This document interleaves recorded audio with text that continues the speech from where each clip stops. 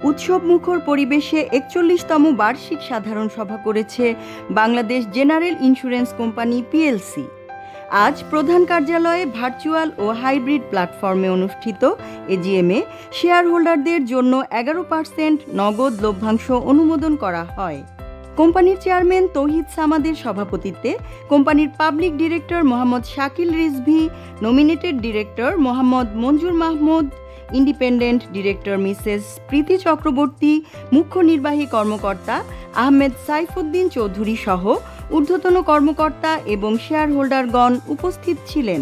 Insurance ইন্ডাস্ট্রির কিন্তু একটা অশনি সংকেত বলে বা একটা খুব ক্রিটিক্যাল পিরিয়ড যাচ্ছে। এই ক্রিটিক্যাল পিরিয়ডে কিন্তু আমরা যতই কথা বলি, যতই চেঁচামেচি করি, কিচ্ছুই হবে না যদি আপনারা একটা জিনিস না বোঝেন। যা হচ্ছে কিন্তু সবই আইনের মারফতে হচ্ছে।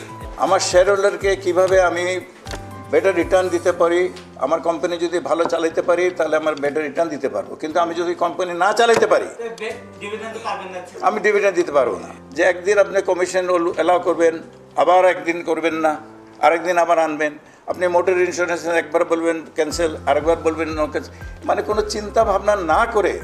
ইন্স্যুরেন্স ইন্ডাস্ট্রির ফাউন্ডেশন হচ্ছে কমিশন বিজনেস। আজকে কোন ইন্ডাস্ট্রি চলতেছে উইদাউট কমিশন? আমরা তো প্রাইভেট সেক্টর কোম্পানি, আমরা কম্পিটিশন করে বেঁচে থাকতে হবে। আমি কিভাবে, আমার কত বেতন দিলাম ম্যানেজমেন্ট, আমার এমডিকে আমি ১ লাখ টাকা দেবো বা ১০ লাখ টাকা, আমার ডিসিশন। তুমি কেন বলতেছো কি দিতে হবে?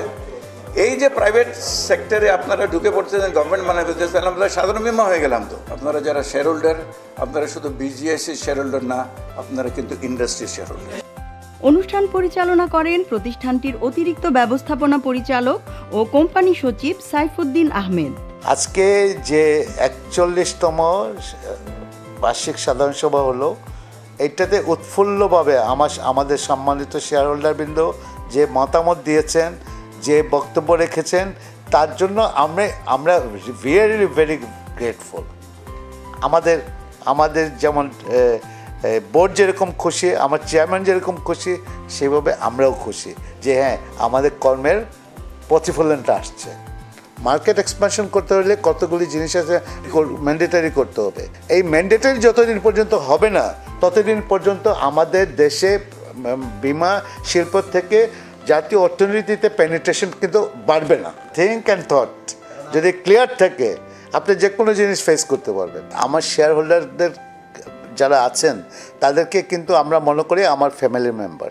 সভায় শেয়ার হোল্ডারদের সর্বসম্মতিক্রমে ২০২৫ সালের এজেন্ডা অনুমোদন হয়।